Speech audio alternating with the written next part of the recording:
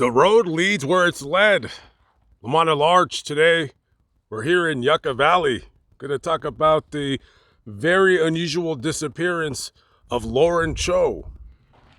This region of Southern California, the Yucca Valley, Joshua Tree, 29 Palms area. This desert region is a known place for people to come to when they want to get out of whatever situation that they're in temporarily. If you live in a big city, you want to go somewhere quiet where no one's going to bother you, you come out here. So this is the exact location where 30-year-old Lauren Cho, referred to by her friends and family as L, disappeared. That right there is Yucaipa Road. I'm walking down Benmar Trail. So on June 28, 2021, Lauren Cho, who was staying at this Airbnb ranch, which is right up over this little hill right up there, down that private road. She comes out here. She lands some kind of a job as a chef or a cook for some compound, which describes himself, I'm just going to call him what I see him, kind of a bunch of weirdos, nudist colony, clothing optional. I don't know what kind of nonsense they're doing over there. It was a place for artists, free thinkers, other types of social miscreants, I only assume. Of course, just making assumptions. So she goes up this way over there, and originally she was from New Jersey. She had went to school for music education, and she ended up getting a job at a high school as a music teacher. Earlier in 2021, Lauren had quit her job in New Jersey and made a cross-country trek with one Cody Oral. I don't know if they were a boyfriend and girlfriend, or they were just FWB, or whatever the case might be. So they make a trip in a, what they call online, a converted bus, and they come out to Southern California. They would go to this place called Bombay Beach. I've never heard of it. It's in the Salton Sea area of Southern California. It's basically just a desert region with a bunch of people who, a lot of them like to smoke things, if I can be so honestly semi-blunt. Let's just call it methamphetamine. That's a lot of tweakers out there. Weird place. So Lauren had some kind of a dream that she wanted to get some, like a school bus or something like that, and convert it into like a mobile kitchen. So maybe, quite possibly, she was one of those free-spirited, artistic type people. So on June 28, 2021, Lauren was at that compound up the hill right there, and her and Cody, they had been drinking practically the entire day. Now, summertime out here, it's gonna be quite warm. I bet you it's gonna be probably over 100 degrees at any given day for the summer months out here. So they're drinking all day, and they get into some kind of a spat, an argument, a verbal fight, and Lauren goes storming away from the compound. Now, she had the keys to her car. Cody takes them away from her. He's like, man, you don't need to be driving. So definitely a good move on him. And she says, fine, screw you. And she goes walking down that dirt hill, and she comes to this intersection, if you will, Yucaipa Road and Benmar Trail.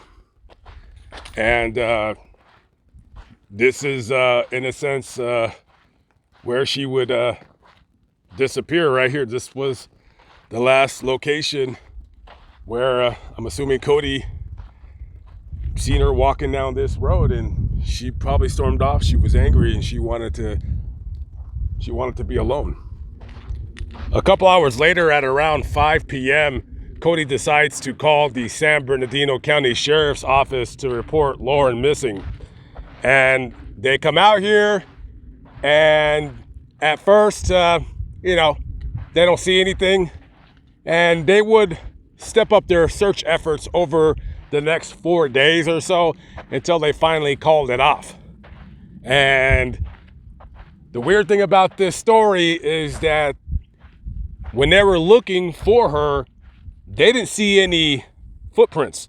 Like, you can see the footprints right here that I made walking up this way, but they didn't see any footprints.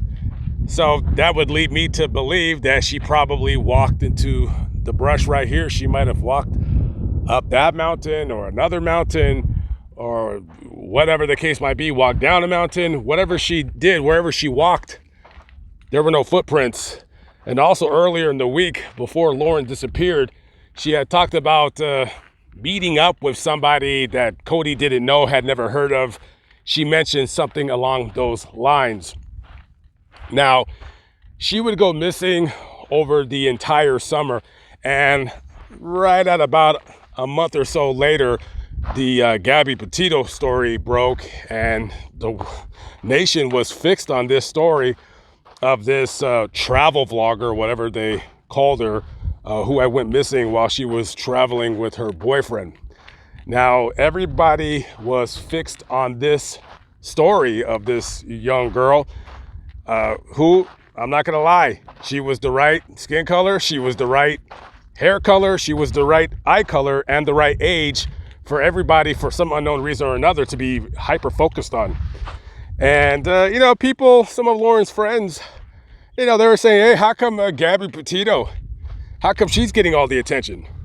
And listen, I don't necessarily disagree with their assertions, but the same could be said for everybody. Anybody who's gone missing, in particular during the summer of 2021, you could say the same thing about all of them. So anyways, they would continue to post flyers in and around different businesses in the region. And she would be missing for the next 3 some odd months. And then on October 9th, 2021, they found human remains not terribly far from the compound back there. And it would take about 3 weeks for them to confirm the identity as that being Lauren Cho. Now, they did an autopsy, and the only thing that they found in her system, which I was pretty surprised they were still able to do an autopsy, you know, pertaining to finding any kind of substance in her stomach or in her bloodstream or whatever. She only had caffeine and alazepam in her system. So no kind of hard drugs, nothing of that kind. Cause of death is undetermined. They don't know. We can all guess. We can all, you know, I love a good conspiracy. Don't get me wrong. We could all guess what happened to her. Did she just kind of walk off into the middle of nowhere and die of, you know, of the elements? That she could have died from dehydration. She could have, you know, a couple of different things could have happened. She could have been murdered. I mean, who knows? There's absolutely no evidence, however, of that being the case, because they can't find any evidence from the autopsy. Ultimately, at the end of the day, the only person that truly knows what happened is Lauren Cho, and she's unable to give us her side of the story. A lot of people come out to the desert to get away from it all. Some only do it for a day. Most only do it for a day or so. And some, they do it forever. Never to be seen or heard from ever again.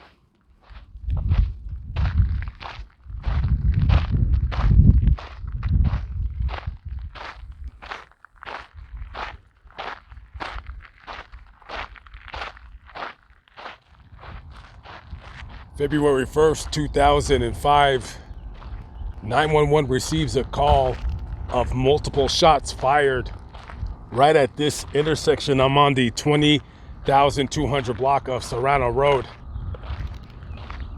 When officers arrive along with paramedics, they see one young black male in a parking lot of one of these little apartments right here, suffering from multiple gunshot wounds. His name was Tyrone Bradley. He had just stopped by in the area to visit his girlfriend.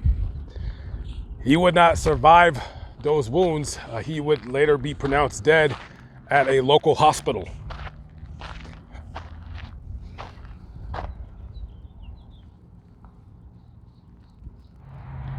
San Bernardino County Sheriff's investigators had done a couple interviews pertaining to any possible witnesses in this matter, but the case would quickly grow cold.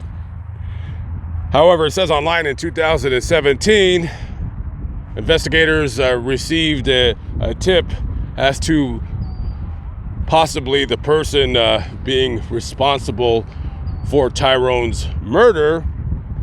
However, yet again, the case would quickly grow cold.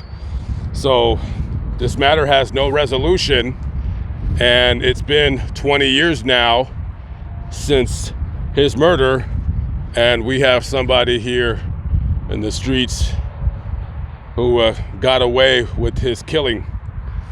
This is his final resting place right here.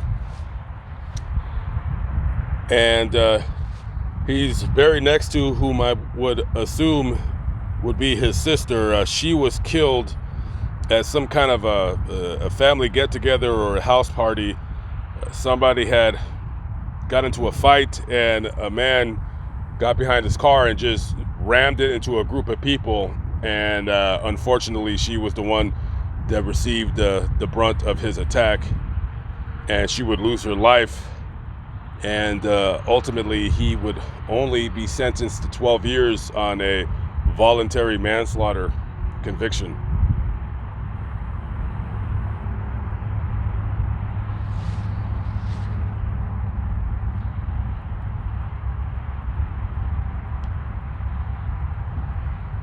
If anybody has any information on the unsolved murder of Tyrone Bradley, please contact the San Bernardino County Homicide Investigation Team, 909-387-3589. 909-387-3589. Lamont at large. I'll see you in the next video. Peace out.